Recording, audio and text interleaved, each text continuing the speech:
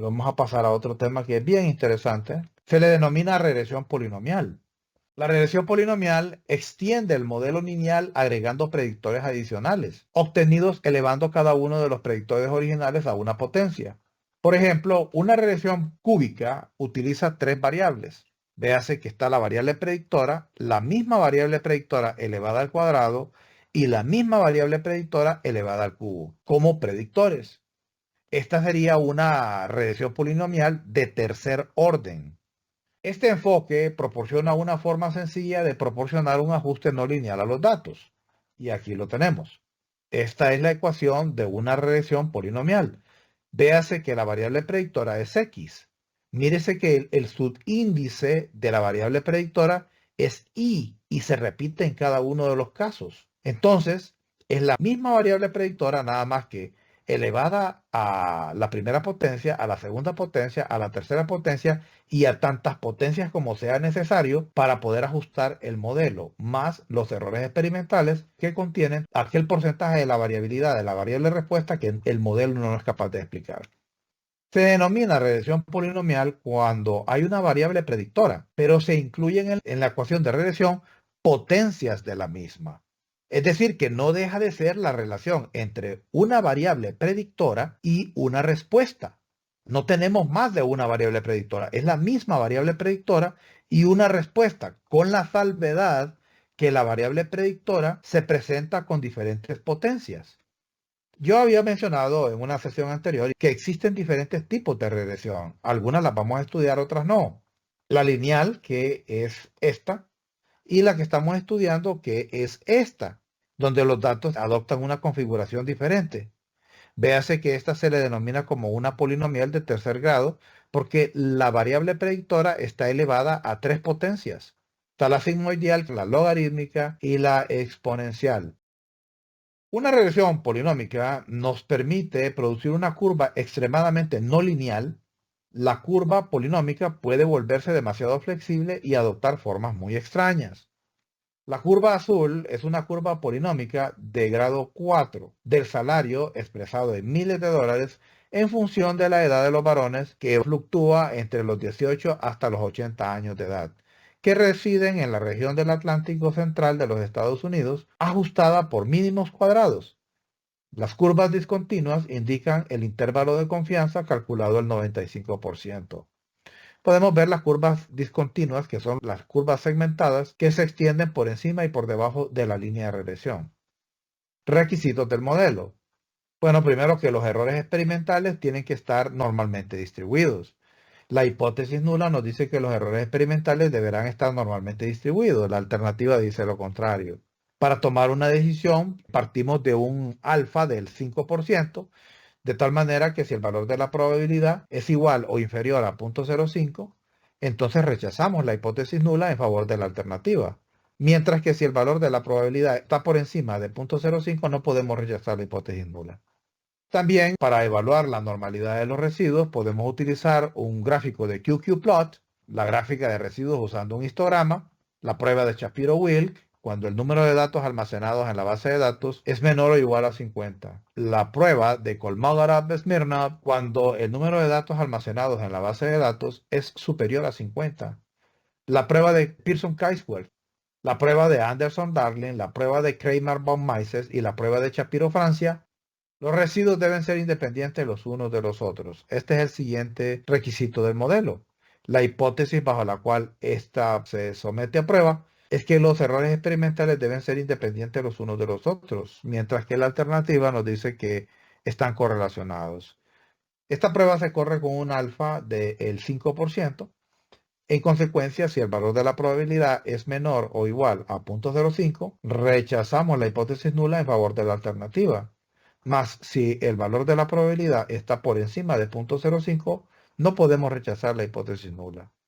En este modelo tenemos el efecto de los valores extremos que también afectan la regresión, y la identificación de los valores atípicos es una parte clave del análisis de regresión. La identificación gráfica de los valores atípicos en una base de datos pequeñas o moderada se hace cuando un residuo estandarizado cae por fuera de los intervalos -2 a 2 pero para bases de datos grandes cambiamos eso a un umbral de -4 hasta un máximo de 4 y se evalúa con una gráfica como la que estamos viendo en pantalla. Eso es para identificar quiénes son los valores extremos. Obviamente, en el ejemplo que se presenta en pantalla, no tendríamos valores extremos porque no tenemos valores que van más allá de 2 y de -2. En el primer ejercicio nos dice que las organizaciones profesionales de contadores, ingenieros, analistas de sistemas y otros encuestan regularmente a sus miembros para obtener información sobre salarios, pensiones y condiciones de empleos. Un producto de estas encuestas es la llamada curva salarial, que relaciona el salario con los años de experiencia. Se dice que la curva salarial muestra el salario normal o típico de los profesionales con un número determinado de años de experiencia. Es de considerable interés para los miembros de la profesión a quienes les gusta saber dónde se encuentran entre sus pares, es decir, entre sus colegas. También es valiosa para los departamentos de personal de las empresas que están considerando ajustes salariales o que tienen la intención de contratar nuevos profesionales.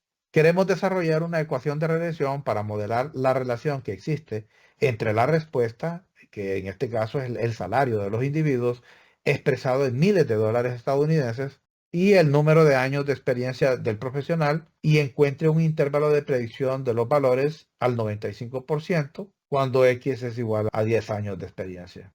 La fuente donde vamos a encontrar este problema es Modern Approach to Regression with R, primera edición de Shooter del 2009.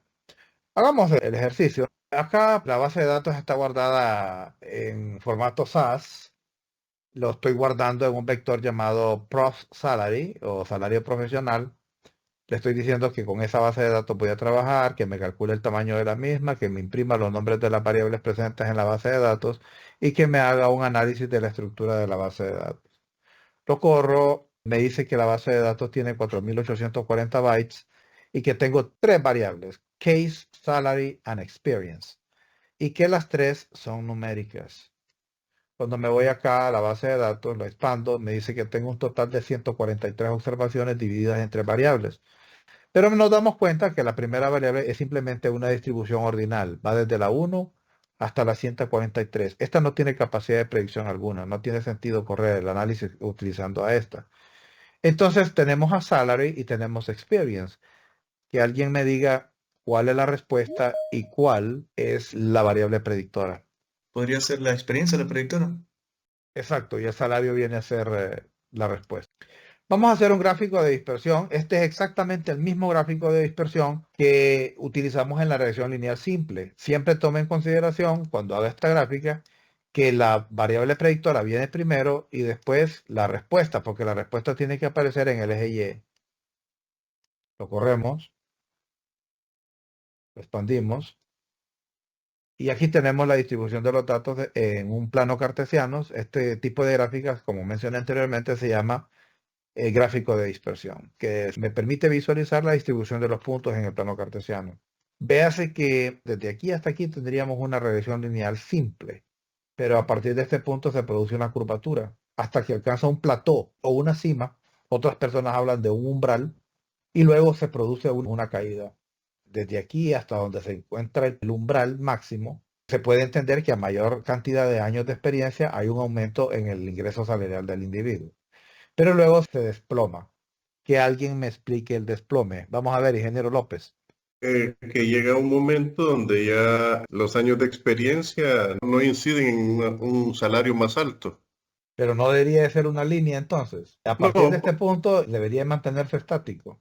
tiene que haber un descenso. Ya a mucha edad, ya el nivel productivo ya no es igual, entonces los salarios empiezan También a está el hecho bajar. de la depreciación de la moneda, que aunque tal vez el salario se mantenga igual, la depreciación frente al dólar provoca una pérdida del poder adquisitivo a pesar de que tiene el mismo salario. Y por otro lado, la jubilación. ¿Conocen ustedes algún jubilado que reciba el 100% de su salario? No, ya es menos. Es menos. Entonces, hay varios factores que juegan un papel para que se produzca la depreciación. Vamos a hacer el análisis de regresión. Véase que tengo aquí el modelo y lo tengo a una regresión de segundo orden, porque la variable predictora fue elevada hasta el cuadrado y después vienen los errores. Para cada uno de los elementos presentes en la ecuación, tiene que haber una hipótesis. Esta es la hipótesis del intercepto, esta es la hipótesis de la variable predictora elevada a una potencia normal, y esta es la hipótesis de la predictora elevada a la segunda potencia. Utilizamos linear model del salario en función de la variable predictora, que es experience, más y encapsulado entre paréntesis la variable predictora elevada al cuadrado. Este y es una constante. Y después la base de datos en donde encontramos la información. Todo esto guardado en un vector llamado polynomial regression. Y después le pido que me imprima los resultados. Control, Enter. Lo expando. Y miren que una vez que yo elevé la variable predictora al cuadrado, la R cuadrada subió a 92.47%. ¿Qué habría ocurrido si yo hubiera incluido otro elemento aquí, elevándolo al cubo? Entonces vendría yo, copiaría esto de aquí, y ahora regreso acá y lo sustituyo con un 3. Lo vuelvo a correr. Y miren qué interesante. En este cuadro, todas son significativas. En este cuadro, solo 2 resultaron ser significativas. Quiere decir que si le voy metiendo más elementos elevados a diferentes potencias, se me va desplomando el nivel de significancia y la que le agregué no es significativa. Entonces, el mejor modelo es este, donde todos son significativos. Por otro lado, la R cuadrada es de 92.47, que es bastante aceptable. Y véanse, realmente el aumento entre esta y esta no fue gran cosa. Por otro lado, estos dos no tienen ningún valor de predicción.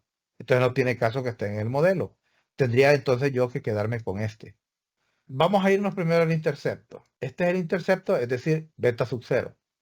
A partir de la probabilidad asignada al intercepto, podemos rechazar la hipótesis nula del intercepto. Sí. ¿Y eso cómo se traduce en términos más coloquiales? Que sí tiene potencial de predicción en el modelo, el intercepto. Nos movemos a experiencia y resulta ser que este es el valor de la probabilidad asignada a experiencia. ¿Podemos o no podemos rechazar la hipótesis nula de experiencia? Sí se rechaza. Muy bien, ¿y eso cómo se traduce? Si tiene capacidad de predicción. Vamos a la misma variable predictora elevada al cuadrado y este es el valor de la probabilidad asignada. ¿Podemos o no podemos rechazar la hipótesis nula? Sí Sí podemos. se puede. ¿Y cómo se traduce eso? ¿Qué significa? Que también tiene capacidad de predicción. Y ahí nos quedamos, porque la R cuadrada es del 92%. Vamos a ver los intervalos de confianza para el intercepto, la experiencia y experiencia elevada al cuadrado. Y aquí están los intervalos de confianza poblacionales. Es decir, que tenemos una seguridad del 95% que el verdadero coeficiente de intercepto está en algún lugar entre 33.08 y 36.36. Véase que el que fue calculado como coeficiente es 34.72, que está dentro de este rango.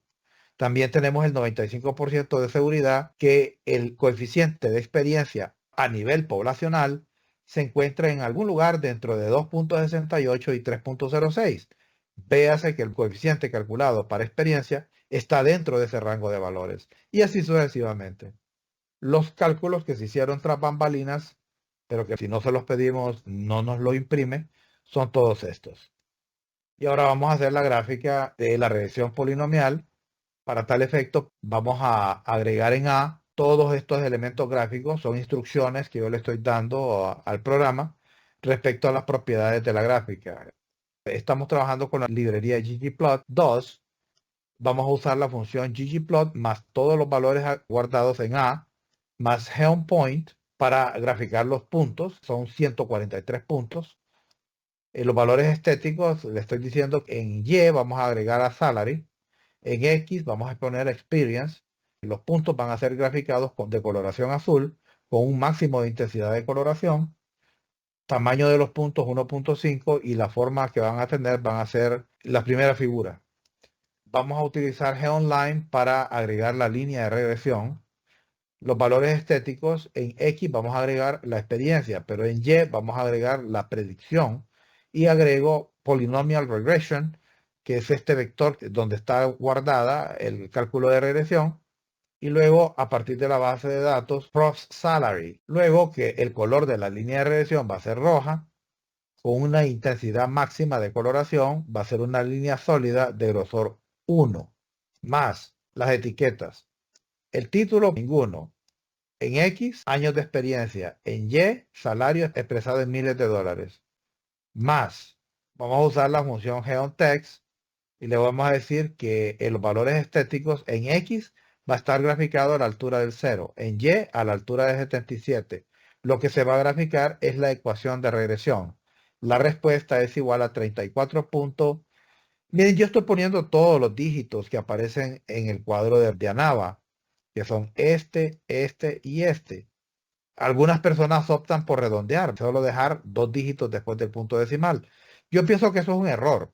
Uno debe de redondear las respuestas, ya cuando llega a la parte de predicción, pero no con las ecuaciones. Aquí simplemente agrego el intercepto, la pendiente beta sub 1 multiplicando a la variable predictora, beta sub 2 multiplicando a la variable predictora elevado al cuadrado, los textos de color negro, los textos de tamaño 4 en una disposición horizontal en negritas, Times New Roman y ajustado al centro. Nuevamente el mismo código geonText para agregar la R cuadrada. Y utilizo el mismo vector, miren, X en 0, en Y en 75, un poquito por debajo de la ecuación de regresión. La R cuadrada es de 0.9247, de color negro, tamaño 4, ángulo horizontal, en negrita, Times New Roman y ajustado al centro. Y luego le pongo los tics menores y los tics mayores a los dos ejes, porque los dos son numéricos. Y voy a guardar este archivo con el nombre regresión lineal, Portable Network Graphics, y las unidades expresadas en pulgadas, con un ancho de 10, una altura de 5 pulgadas y una resolución de 96. Control Enter. Lo vamos a expandir. Y aquí tenemos nosotros el gráfico de dispersión con cada uno de los puntos, la línea de regresión polinomial que atraviesa la nube de puntos. Por un lado, en la parte superior tenemos la ecuación de regresión con su correspondiente R cuadrada. Yo les expliqué en el pasado que la R cuadrada se escribe en minúscula cuando solo hay una variable predictora y una respuesta, y en mayúscula cuando hay más de una variable predictora y una respuesta. Hay algunos que opinan que el hecho de que solo hay una variable predictora, la R, tiene que estar en minúscula. Pero hay otros que dicen, no, pero es que aquí hay otro factor. Es el mismo, pero elevado al cuadrado. No importa, que con eso basta para que la R tenga que ir en mayúscula.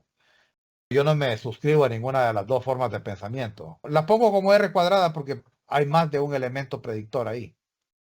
Recuerden que la línea de predicción tiene que ir siguiendo la nube de puntos. Seguimos nuestro camino y ahora vamos a hacer la misma gráfica, pero con los residuos graficados. Acá está la función paroma, no voy a entrar en eso. Vamos a usar la función plot. Experience es la variable predictora, el salario, la respuesta, point character 20 de los puntos de color rojo, los valores en el eje Y graficados de manera horizontal. Los límites en X van a ser de 1 hasta 36. Acuérdense que X es la predictora. Los ordeno de menor a mayor y va desde el 1 hasta el 36. Los límites en Y van de 37 a 78. Me voy acá, hago clic acá, va de 37 a 78. Yo lo puse de 37 a 78. El título es la ecuación de regresión, la cual deberá ser impresa de color negro con letras negritas que me eliminen los marcos que rodea la gráfica. La etiqueta del eje X va a ser años de experiencia, la de Y, salario expresado en miles de dólares. Vamos a agregar la línea de regresión con la función predict y le agrego el vector donde está guardada la regresión polinomial. Y lo guardo todo en el vector pred. Luego, aquí en esta línea de código, simplemente agrego la variable predictora y lo demás lo dejo sin tocar.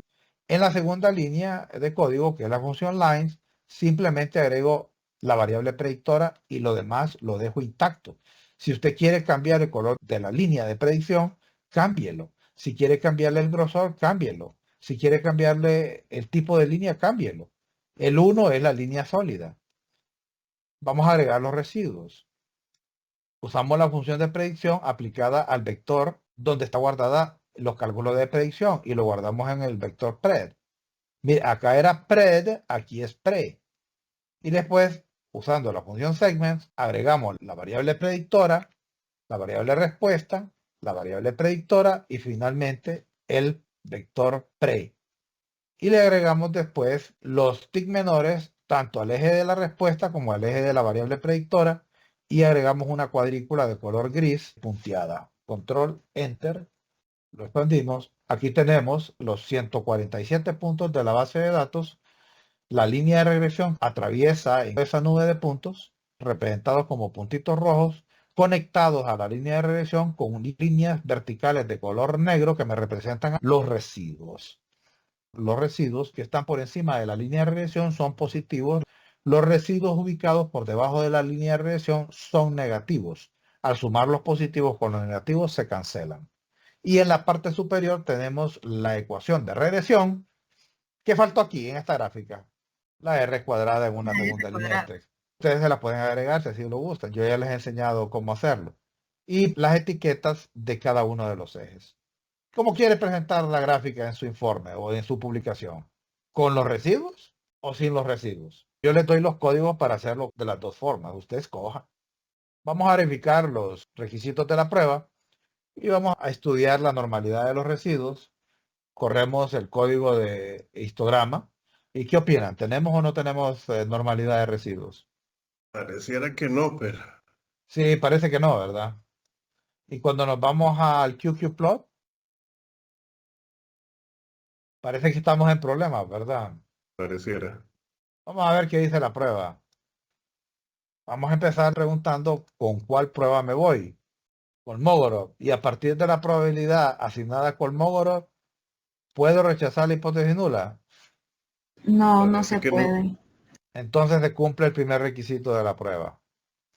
Nos vamos al segundo requisito, que es la prueba de Durbin-Watson para la independencia de residuos. Y la prueba de Durbin-Watson arroja este valor de probabilidad. ¿Puedo o no puedo rechazar la hipótesis nula? No, no puedo tampoco. Se cumple el segundo requisito de la prueba. Si queremos ver los residuos de una disposición vertical, corremos este código y aquí están los 143 residuos, algunos positivos, otros negativos. Y llegamos al punto de la predicción utilizando la ecuación de regresión. Véase que aquí tengo que poner polynomial regression porque ahí fue donde yo guardé el cálculo de la regresión. Entonces tengo que irme a la base de datos, a experience, la organizo de menor a mayor, y me voy buscando algún dato que no fue utilizado en el estudio original. Los datos que puedo utilizar son aquellos que están enmarcados dentro de lo que es el valor mínimo y el valor máximo, pero no me puedo ir por debajo del mínimo ni tampoco por encima del máximo. Vamos a ver, 4, 5, 6, 7, 8, 9, 10, 11, 12, 13, 14. Hay un 15, 16, 17, 18, 19, 20, 21, 22, 23, 24, 25, 27, 28, 29, 30, 31, 32, 33, 34, 35. Pues no hay puntos intermedios. Pero yo podría venir y hacer 10.5 años de experiencia. 11.5 años de experiencia. Vea que hay un aumento, ¿eh? Pero la base de datos llega hasta un máximo de 36 años. Me voy a ir acercando ahí. Le voy a poner 34.5 años de experiencia. Y si le pongo 35.5, en la primera etapa va en aumento. Ya cuando me voy acercando a los extremos, va en decremento, tal y como se observa en la gráfica. Aunque ahí calcule el intercepto, doctor, pero si el valor mínimo observado no llega hasta ese nivel, puedo predecir en ese rango entre el intercepto y el valor mínimo observado o medido. El intercepto tiene dos interpretaciones. El intercepto es este señor que está aquí, ¿no? Y su estimado es este. En la ecuación de regresión siempre aparece después del símbolo de igual. Hay personas que afirman que el intercepto es el punto en que la gráfica intercepta al eje Y. Yo no me suscribo mucho a esa interpretación. Sí a la segunda, que la respuesta es igual al intercepto cuando la variable predictora es igual a 0.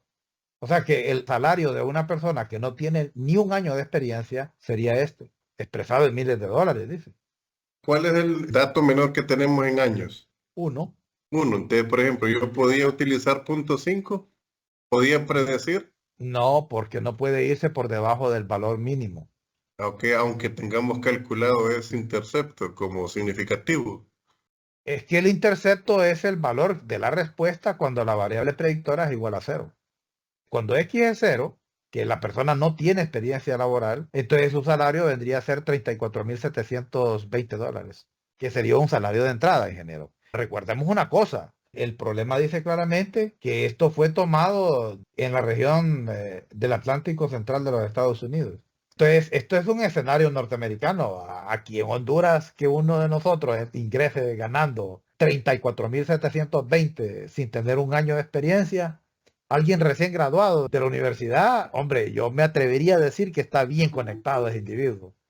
Bien, vamos ahora a hacer un segundo ejercicio. Este problema se basa en el caso 32, facturas vencidas de Brian Smith del año 1995. Quick Start Collection Agency, con sus abreviaturas QSCA, es una agencia de cobro de facturas que se especializa en cobrar pequeñas cuentas. Para diferenciarse de las agencias de cobro de la competencia, la empresa quiere establecer una reputación de cobrar cuentas morosas rápidamente. El departamento de marketing acaba de sugerir que la empresa adopte el eslogan "en menos de 60 días o le devolvemos su dinero". Oiga bien a lo que se dedican esta empresa. Ellos andan tocándole la puerta a aquellos que están morosos, que le deben pisto a alguna empresa o le deben pisto a alguien. Le han pedido que observe los saldos de las cuentas. De hecho, sospecha que el número de días para cobrar el pago está relacionado con el tamaño de la factura. Si este es el caso, es posible que pueda estimar la rapidez con la que es probable que se cobren ciertas cuentas, lo que a su vez puede ayudar al departamento de marketing a determinar un nivel adecuado para la garantía de devolución del dinero. Para probar esta teoría, se ha recopilado una muestra aleatoria de cuentas cerradas durante los meses de enero a junio. El conjunto de datos incluye el tamaño inicial de la cuenta y el número total de días para cobrar el pago de su totalidad. Dado que la empresa se ocupa de cuentas residenciales y comerciales en aproximadamente la misma proporción, se ha recopilado un número igual de ambos grupos. Las primeras 48 observaciones del conjunto de datos son cuentas residenciales y las segundas son 48 son cuentas comerciales. Los datos se pueden encontrar en el sitio de web del libro del archivo llamado Overdue Text. En ese conjunto de datos, la variable la T es el número de días que el pago está vencido, es decir, que el número de días que tiene ya la cuenta de estar morosa. Bill es el monto de la factura vencida expresada en dólares. Type identifica si se trata de una cuenta tipo residencial o comercial. Desarrolle un modelo de regresión para producir el tamaño de lo que se debe, expresado en dólares. A partir de la T, es decir, el número de días que está morosa la cuenta. Este ejercicio fue tomado de la publicación de Scherer, A Modern Approach to Regression with R. Lo primero que vamos a hacer es subir la base de datos y véase que yo estoy poniendo la base de datos que está en SAS y la estoy guardando en Overdue, que significa vencido en inglés. Me dice que la base de datos tiene 2800 bytes y solo tengo dos variables. Late, que significa tardío, que es el número de días que tiene de estar morosa la cuenta, y bill, que es la cantidad de dinero que se debe. Y las dos son numéricas, miren. Acá dice que la base de datos tiene 96 observaciones distribuidas en dos variables. Y aquí están. Pregunta, ¿quién es la predictora y quién es la respuesta? Bien, sigo mi camino y hacemos el cuadro de dispersión de late y bill. Véase que a X le estoy poniendo días de retraso de pago. Control Enter. Miren ustedes la distribución de estos datos. Una distribución un poco extraña, ¿verdad? Definitivamente no es una regresión lineal, simple. Ahora vamos a hacer la ecuación de regresión, pero miren, aquí yo tengo que lo llevé hasta la quinta potencia. Lo que voy a hacer es irme uno por uno. Voy a ir agregándolo para que ustedes vayan viendo cómo se va disparando la R cuadrada. Primero voy a hacer la regresión de bill en función de late, la cantidad de dinero que se debe en función de los días tardíos. Vamos a ponerlo así, a una potencia, y la base de datos es overdue. Y aquí que me imprima los resultados, control enter. Miren que late no es significativo.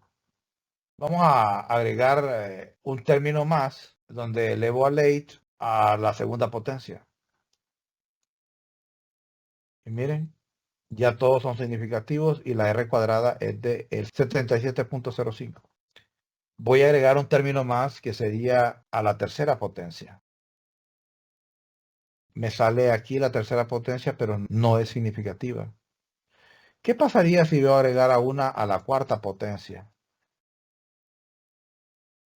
Miren lo que pasó. Todos son significativos y la R cuadrada saltó de 77.22 a 89.6. Hay espacio para mejorar. Le agrego una quinta potencia. Todos son significativos a una quinta potencia, pero hubo un salto de 89.60 a 90.35. ¿Qué pasaría si yo vengo y opto por meterle otra potencia? Miren, los que antes eran significativos dejaron de serlo. Solo los últimos tres son significativos. Y la R cuadrada realmente no fue la gran cosa lo que mejoró. Más bien el modelo se me está echando a perder. Si le meto otro y lo llevo a la séptima potencia, ahora ninguno es significativo. Entonces me voy a quedar hasta un máximo de 5. Porque en ese sí todos eran significativos. Y la R cuadrada no anda tan mal. Es de el 90.35%. A 100 le quito el 90.35, hay un 9.65% de variabilidad que no se puede explicar a partir del modelo. Y obviamente, ya que lo dejé en quinta potencia, todos los elementos, el intercepto a la primera potencia, segunda, tercera, cuarta y quinta, más los errores experimentales, que encierran toda la variabilidad que no se puede explicar.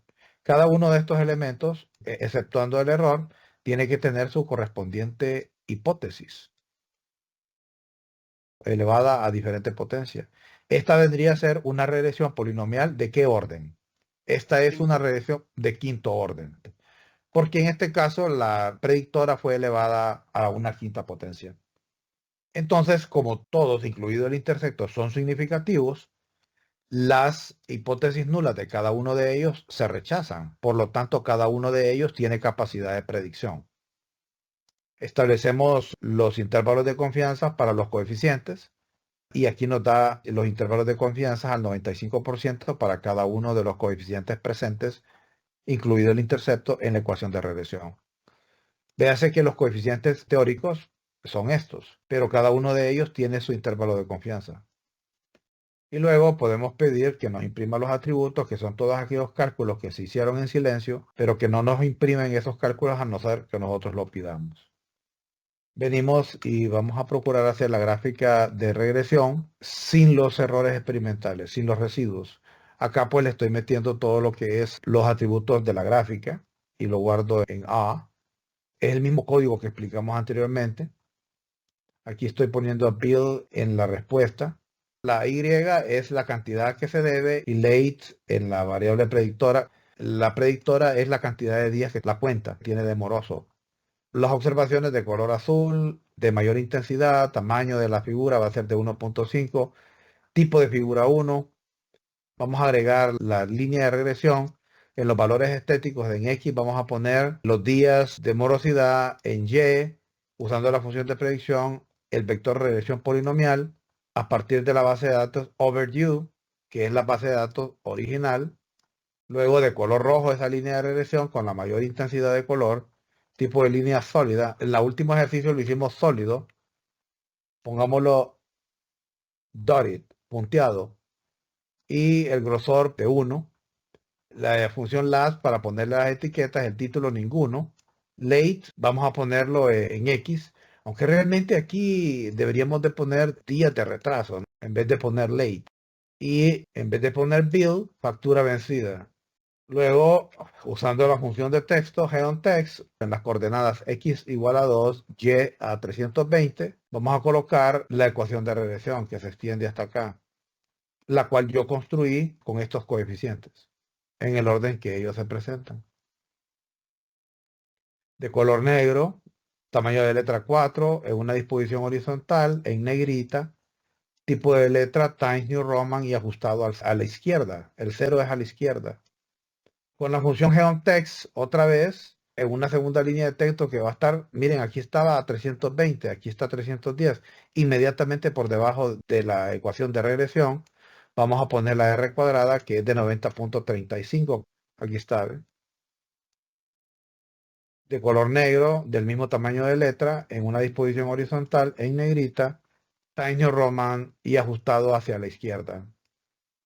Agregamos los tics menores a ambos ejes y luego vamos a graficar con el nombre de regresión lineal, unidades expresadas en pulgadas, ancho de 10 pulgadas, altura de 5 pulgadas, resolución de 96 píxeles por pulgada cuadrada.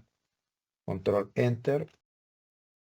Como yo le pedí que me hiciera la línea de regresión con líneas punteadas, como en líneas punteadas me los arroja. Y la línea de regresión se ajusta lo más posible a la nube de datos. Y podemos ver la distribución de los puntos y la línea de regresión que trata de pasar por el medio de la nube de puntos de la mejor manera posible. Ahora vamos a hacer esta misma gráfica, pero agregándole los residuos. Es el mismo código del ejercicio anterior. La función par para controlar una serie de parámetros gráficos. La función plot con late and build. La primera es la variable predictora, build es la variable respuesta. Point character 20 de color rojo, los datos alineados en el eje Y en una disposición horizontal. Los límites del eje X van desde 0 hasta 100. Bien, entonces en este caso organizamos los valores de late y vemos que va desde 5 hasta un máximo de 99. Yo los puse de 0 hasta 100. Los límites de Y van desde 45 a 320. Vengo acá en build, va de 46 a 311. Yo lo puse hasta 320. En main coloco la ecuación de regresión, que va a ser impresa de color negro, en negritas. Le quito el margen que rodea la gráfica. En el eje X y en Y. Luego, para agregar la línea de regresión, utilizamos la función predict aplicada al vector donde están hechos los cálculos, polynomial regression. Y acá ponemos la variable predictora, aquí también, y le damos una coloración de azul, un grosor de línea de 2, tipo de línea 1, va a ser una línea sólida, aunque podríamos poner la opción 3, que es la segmentada, una línea de regresión segmentada. Y con esto agregamos los residuos, que es la función predict agregada al vector de regresión. Y con la función segment coloco la variable predictora, la respuesta, variable predictora y finalmente pre, que es donde está guardado los resultados de la función predict. Y luego agregamos los tics menores a ambos ejes y una malla o una cuadrícula de puntos grises. Control Enter. La expandimos y esta es la gráfica que recuperamos. Fíjate que es una línea de puntos segmentados, todos los puntos representados como puntitos redondos de color rojo, y las líneas verticales que se proyectan por encima de la línea de regresión y por debajo de la misma representan los residuos. Aquellos que están por encima de la línea de regresión son positivos, los que están por debajo de la línea de regresión son negativos. Aquí pudimos haber colocado en una segunda línea de texto la R cuadrada si así lo hubiéramos querido. Incluso esta ecuación podíamos haberla centrado de tal manera que empezara del lado izquierdo de la gráfica. Bien, vamos a probar los requisitos de la prueba y lo primero que vamos a hacer es hacer el histograma de los residuos. Control Enter. Lo expandimos y ¿qué me dicen? ¿Tenemos o no tenemos distribución normal? Pareciera que no. Veamos ese QQplot. Vea que el QQplot siempre nos va a arrojar a nosotros la ecuación que nosotros sometimos a prueba. Miren, estos son los residuos de esta ecuación. Siempre nos va a mostrar la ecuación que nosotros utilizamos para generar el QQplot. Vamos a las pruebas que utilizamos normalmente para hacer la evalúo. ¿Cuál de las dos pruebas vamos a utilizar? Kolmogorov. Kolmogorov, porque tiene 96 observaciones. Y a partir de la probabilidad de Kolmogorov, ¿puedo o no puedo rechazar la hipótesis nula? No la podemos. En consecuencia, se cumple el requisito de la prueba. Vamos a hacer el segundo test, que es la prueba de correlación de los errores experimentales, o la prueba de Durbin-Watson, me arroja este valor de probabilidad. A partir de este valor, ¿puedo o no puedo rechazar la hipótesis nuda? No, no se puede rechazar. Los dos requisitos de la prueba se cumplen. Queremos ver los residuos de una disposición vertical. Los imprimimos de esta manera. Y aquí me aparecen los 96 residuos de una disposición vertical. Algunos positivos, otros negativos.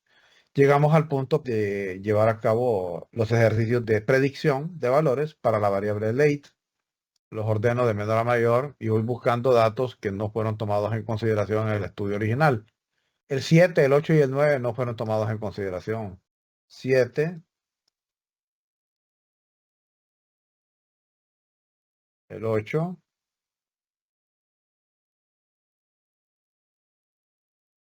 y finalmente el 9.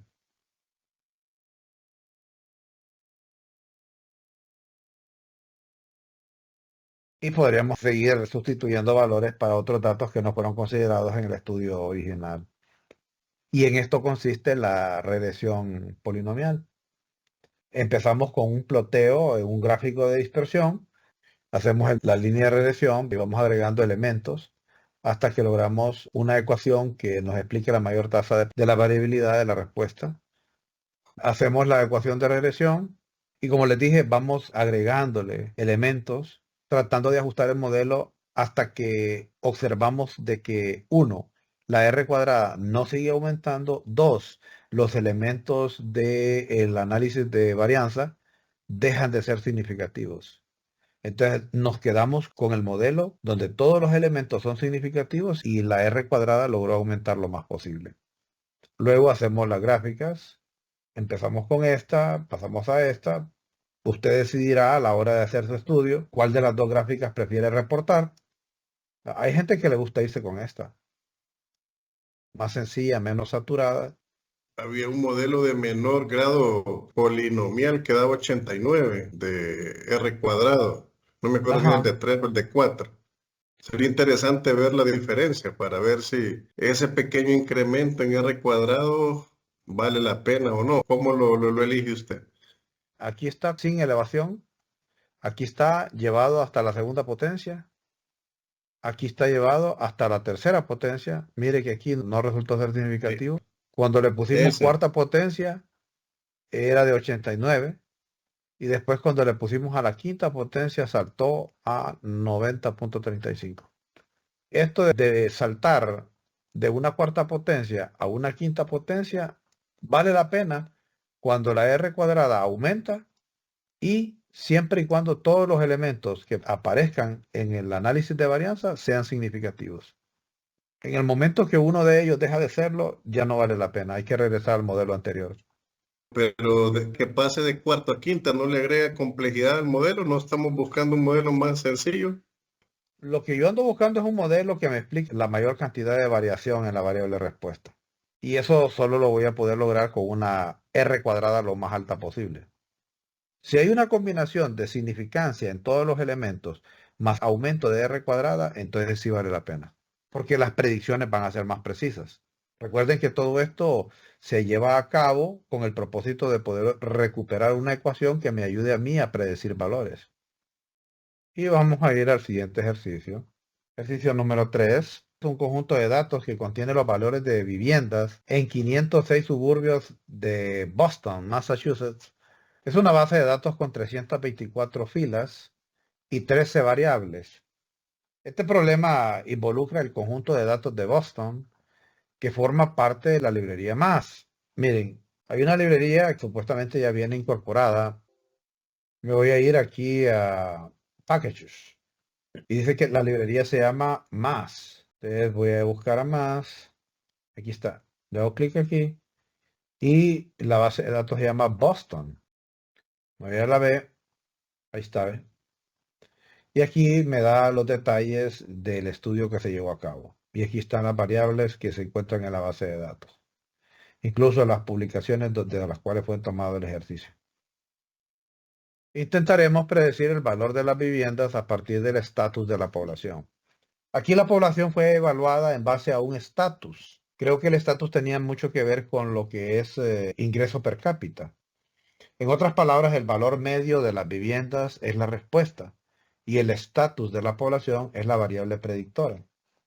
Las variables que están dentro del estudio son CRIM, tasa de criminalidad per cápita por ciudad, ZN, proporción de terrenos residenciales zonificados por lotes de más de 25.000 pies cuadrados, INDUS, que es proporción de acres de negocios no minoristas por ciudad, CHAS, variable ficticia de Charles River, donde si es igual a 1, el terreno está colindante con el río, si es igual a 0, no tiene colindancias con el río. NOx significa concentración de óxido de nitrógeno. De hecho, la N es nitrogen y ox es óxido. Esto se mide en el aire. La principal fuente de óxido de nitrógeno en el aire son los vehículos de combustión interna. Y de entre los motores gasolina y los de motores diésel, los que más liberan óxido de nitrógeno en el aire son los motores diésel. ¿Por qué ellos estarían interesados en medir la cantidad de óxido de nitrógeno en el aire en relación al costo de la vivienda? Por un lado es el grado de contaminación y entre más alto sea el contenido de óxido de nitrógeno, que es un indicador de que De que no es un lugar donde se pueda vivir, ¿no? O sea, que puede haber más enfermedades, más problemas. Y eso haría que el costo de la casa valiera menos. sí, pero es un indicador directo del nivel de tráfico vehicular en las proximidades. A mayor cantidad de óxido de nitrógeno significa que hay una alta circulación de vehículos por esa zona. Entonces hay gente que no le gusta zonas que sean demasiado cargadas de tráfico y en consiguiente la calidad del aire es mejor. RM es el número promedio de habitaciones por vivienda. Edad es la proporción de unidades habitacionales construidas antes de 1940. DIS, la media ponderada de la distancia a 5 centros de empleo en la ciudad de Boston. RAD es el índice de accesibilidad a las autopistas radiales. Impuesto es la tasa de impuestos a la propiedad sobre el valor total por cada $10,000. PT ratio es la proporción de alumnos por maestro por ciudad. LSTAT, ese es el estatus inferior de la población contabilizado en términos porcentuales. Esta es una de las variables del estudio. ¿Cuál es la escala que ellos utilizaron? La escala porcentual, desde luego, para catalogar a las personas, según tengo entendido yo, es en base a ingreso per cápita. Y MED es el valor medio de las viviendas habitadas por sus propietarios expresado en miles de dólares. El ejercicio procede del estudio en Introduction to Statistical Learning with Applications with R, publicación del 2013. Vamos a hacer el ejercicio. Estoy invocando la librería Haven. Está guardada la base de datos en un archivo tipo SAS y lo estoy guardando en un vector llamado Boston. Vamos a correrlo. Me dice que estoy trabajando a las 10:45, que la base de datos mide 36.344 bytes y que tengo todas estas variables. ¿Va? Son 1, 2, 3, 4, 5, 6, 7, 8, 9, 10, 11, 12, 13. Acá me decía que eran 13 variables. Y me dice que todas ellas son numéricas. Pero nosotros vamos a trabajar con estas dos. Esta es el valor de las viviendas, que es la variable respuesta. Esta es la categorización de las personas en base a ingresos y es expresada en porcentajes. Vamos a correr el gráfico de dispersión. Véase que aquí está la variable predictora, aquí está la variable respuesta. En X estoy poniendo el estatus de la población en términos porcentuales. En Y el valor de las viviendas expresado en miles de dólares. Y ahí lo tenemos. Y claramente podemos observar de que se trata de una distribución curva. No sé cómo fue que utilizaron esto, pero obviamente en la medida que los valores en X aumentan, el costo de la vivienda que las personas pueden pagar se reduce. Quiere decir que las primeras escalas de categoría son las personas que tienen un ingreso per cápita mucho más alto, económicamente hablando. Y a medida que se desplazan de acuerdo con esta escala, su ingreso per cápita disminuye. Por ende, el costo de la vivienda que ellos pueden comprar también disminuye. Y ahora vamos a hacer el análisis de regresión polinomial, pero como de costumbre, vamos a empezar con el modelo sencillo. Y vamos a correr este modelo donde el costo de la vivienda está en función de la categoría de los individuos. Y al hacerlo de esta manera, me sale que los dos, el intercepto y la variable predictora, son significativos, pero la R cuadrada es de 48.16. Vamos a agregar un elemento más a la ecuación, que es la variable predictora elevada al cuadrado. Lo corremos. Vemos que todos salieron significativos y la R cuadrada pasó de 48.16 a 61.75. Va en aumento. Vamos a agregar otro elemento a la ecuación, lo vamos a elevar al cubo. Lo volvemos a correr. Vemos que todos son significativos y la R cuadrada pasó de 61.75% a 64.73. Va en aumento. Vamos a agregar otro elemento elevando la variable predictora a la cuarta potencia y vemos que todos son significativos y pasamos de 64.73 a 65.43. ¿Qué pasaría si lleváramos esto a una quinta potencia?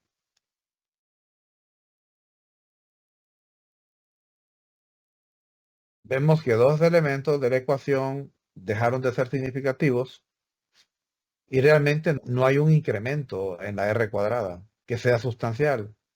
¿Qué pasaría si le agrego uno más? Ahora menos individuos son significativos y realmente no hubo un cambio sustancial en la R cuadrada. Entonces tengo que retroceder y quedarme con el modelo que llega hasta una cuarta potencia. Lo voy a subrayar nuevamente. Y ahí lo tenemos. Todos ellos son significativos. La R cuadrada es de 65.43%, lo cual equivale a decir que existe un 34.57% de variabilidad que el modelo de regresión polinomial no puede explicar. ¿Es este un buen modelo para analizar la base de datos, sí o no? No, doctor. No es un buen modelo porque no llegamos ni siquiera a un 70%. Vamos a hacer los intervalos de confianza para cada uno de los coeficientes. Y para cada uno de estos coeficientes tenemos el intervalo de confianza calculado al 95%. Luego queremos ver los atributos que fueron calculados en silencio y que a no ser que yo se los pida no me los va a entregar. Ahora vamos a hacer la gráfica de regresión polinomial. Lo vamos a correr.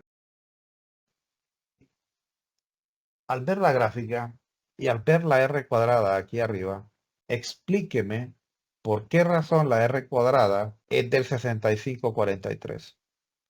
Se supone que la línea de regresión debe de cruzar a través de la nube de puntos, tratando de predecir el comportamiento de los datos. Entonces, ¿por qué la R cuadrada es tan pequeña? ¿Será porque hay mucha dispersión de datos, doctor? Excelente respuesta. Se puede apreciar en la gráfica que los datos están muy dispersos en relación a la curva de regresión. Hay una distancia significativa entre lo que es la regresión teórica y la distribución de los datos alrededor de la gráfica.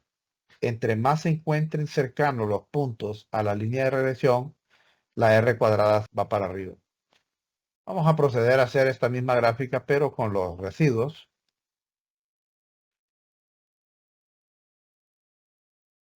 Hay gente que la razón por la que no le gusta utilizar este tipo de gráfica donde se pueden apreciar los residuos de forma vertical, dicen que la gráfica está muy saturada, se mira demasiado congestionada.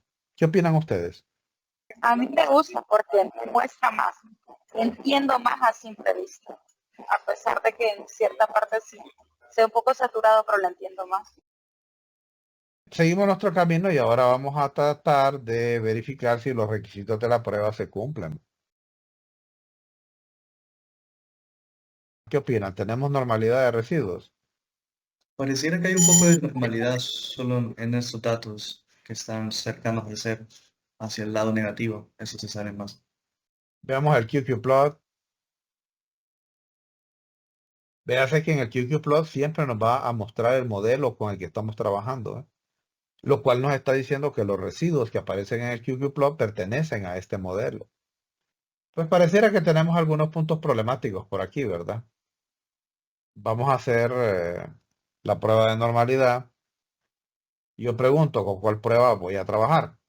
Por cómo no. Y conforme al valor de la probabilidad, puedo rechazar la hipótesis nula. Sí se rechaza, el p-valor es menor a 0.05. Aquí tenemos problemas en esta base de datos. Tenemos que buscar una solución. Vamos a ver la independencia de los residuos. Y el valor de la probabilidad es este. ¿Puedo rechazar la hipótesis nula? Sí se rechaza. Sí se rechaza. O sea que ninguno de los dos requisitos de la prueba se cumplieron. Esta base de datos tiene problemas. Ahora pues vamos a hacer la predicción de valores que no fueron tomados en consideración en el estudio original. Recuerden que el stat es la variable que estamos utilizando para hacer predicciones. Miren que de 1.73 pasa a 1.92. El 1.8 no fue tomado en consideración. Entonces podríamos hacerlo para 1.8. Nos da esto. Después se saltó de 2.4 a 2.87. 2.5 no fue evaluado. Veamos a 2.5.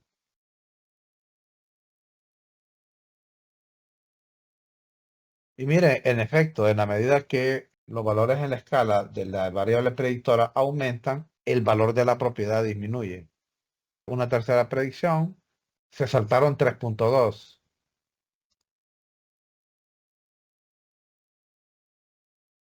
Miren el mismo patrón. En la medida que aumenta la escala en el eje X, los valores de propiedad disminuyen. Ahora yo les pregunto, ¿son confiables estas predicciones? No mucho doctor, por el R cuadrado. No, Eso- porque no se cumplieron los requisitos, porque tenemos que arreglar la base de datos. No se cumplieron los requisitos, es la primera justificación para decir que no se puede confiar en estas predicciones. Y la otra es que la R cuadrada es muy baja. Ahora voy a hacer algo diferente. Voy a limpiar el panel. Voy a regresar acá. Y me voy a centrar la atención en el modelo. Lo voy a correr. Y esto es lo que nos había arrojado el análisis de regresión. Ahora quiero que llamar la atención de ustedes. Vean esto. Este es el modelo que está aquí. Es otra ecuación que se puede utilizar para correr el análisis de regresión, pero es una ecuación diferente. Se parece, pero no es la misma. Miren, acá es cada uno de los elementos, pero los elementos que están elevados están encapsulados entre paréntesis y precedidos por una I mayúscula. Pero hay otra ecuación que es esta de aquí, la voy a activar. Le voy a activar esta también. Linear model o modelo lineal del valor de la propiedad en función de cbind, que es una constante. Pongo la variable predictora sencilla, la variable predictora elevada al cuadrado, la variable predictora elevada al cubo, la variable predictora elevada a la cuarta potencia y el nombre de la base de datos. Tengo que cambiarle el nombre del vector donde lo estoy guardando porque Polynomial Regression fue la primera. Aquí le agrego un 2 para distinguir la primera de la segunda. Pero me tiene que arrojar los mismos resultados que el primer código. Control Enter. Aquí me está tirando los resultados de la regresión polinomial. El coeficiente del intercepto es el mismo que aparece aquí. El coeficiente de la variable predictora es el mismo que aparece aquí. Y el valor de las probabilidades son los mismos. Aquí nos da este coeficiente para la variable predictora elevada al cuadrado, que es el mismo que aparece acá. La diferencia entre una y la otra es que acá usted tiene que ir haciendo una diferenciación de cuál de los elementos de la ecuación se trata. Aquí pues el intercepto, aquí no hay mayor problema. Este debería ser este primero. Este le corresponde al segundo. Este le corresponde al tercero. Y este le corresponde al cuarto. Por eso no me gusta trabajar con este segundo código, porque en este primer código directamente me dice a quién pertenece cada uno. Miren, aquí dice variable predictora, elevada al cuadrado, elevada al cubo, elevada al cuarto. Pero hay más de una manera de hacerlo. Tenemos esta ecuación que podemos utilizarla para hacer los mismos cálculos. Por otro lado, está esta otra ecuación que también se puede utilizar, nada más que aquí hay que tener cuidado. Obviamente estoy guardando los resultados de un vector llamado Polynomial Regression 3. Linear Model del valor de la propiedad en función de poly, el nombre de la variable predictora, y lo pongo a la cuarta potencia, base de datos Boston, y todo guardado en Polynomial Regression 3. Voy a imprimir el resultado y vean ustedes que aquí me corrió la ecuación de regresión. Si bien es cierto, los valores de las probabilidades para cada elemento son los mismos que las anteriores, los valores de los coeficientes me los cambia. Aquí me está diciendo que, miren, es la variable predictora elevándolo a la primera potencia, a la segunda potencia, a la tercera potencia, a la cuarta potencia. Pero me cambia los valores de los coeficientes. Por eso es que a mí me gusta trabajar mejor con esta primera, porque me va diciendo directamente quién es quién, elevándolo a la potencia correspondiente.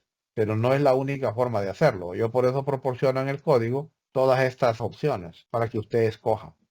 Esta le va a arrojar los mismos coeficientes que esta. Y esta le va a arrojar otros coeficientes, pero la ecuación resultante da los mismos resultados. Por ejemplo, y yo le voy a poner aquí Polynomial Regression 3. Control Enter. Miren la gráfica. Es idéntica a la gráfica que habíamos obtenido anteriormente con Polynomial Regression 3. Y si me voy a la de los residuos con Polynomial Regression 3, y la corro, me va a generar exactamente la misma gráfica, aunque los valores de los coeficientes sean distintos. Lo que no entiendo mucho es en qué casos usamos cada una de esas tres, o eso ya depende de cada uno.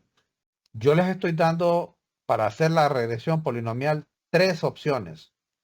Hay 3 códigos a través de los cuales se puede correr la regresión polinomial.